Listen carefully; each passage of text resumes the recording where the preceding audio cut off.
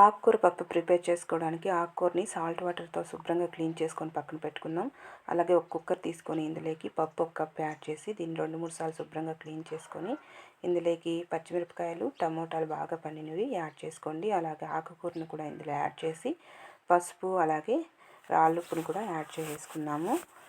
ఈ విధంగా యాడ్ చేసి వాటర్ యాడ్ చేసుకొని విజిల్ పెట్టేసుకొని ఒక 4 విజిల్స్ వచ్చిన తర్వాత చూద్దాం. 4 విజిల్స్ తర్వాత ఈ విధంగా చక్కగా రెడీ అయిపోయింది. ఇప్పుడు లైట్గా చింతపండుని చిన్న నిమ్మపండు సైజులో హాఫ్ అంతా యాడ్ చేసి పప్పు గుత్తితో మెత్తగా మెదిపేసుకొని దీన్ని పక్కన పెట్టేసుకుందాం. ఇప్పుడు దీనికి పోపు పెట్టుకోవడానికి స్టవ్ మీద పెనం పెట్టుకొని ఇందులో ఆయిల్ 1½ టేబుల్ స్పూన్ యాడ్ చేసి ఆయిల్ హీట్ ఎక్కిన తర్వాత పోపు దినుసులు చిటపట్లాడిన తర్వాత ఆనియన్స్ అలాగే కరివేపాకు రెమ్మలు యాడ్ చేసి ఫ్రై అయిన తర్వాత ఇంగువను కూడా యాడ్ చేసి ఇది కూడా బాగా కలిసేలా కలిపేసుకొని మనము మెదుపుకొని పక్కన పెట్టుకున్న పప్పుని యాడ్ చేసి మిక్స్ చేసుకుంటే ఎంతో టేస్టీ అయినటువంటి ఆకుకూర పప్పు రెడీ.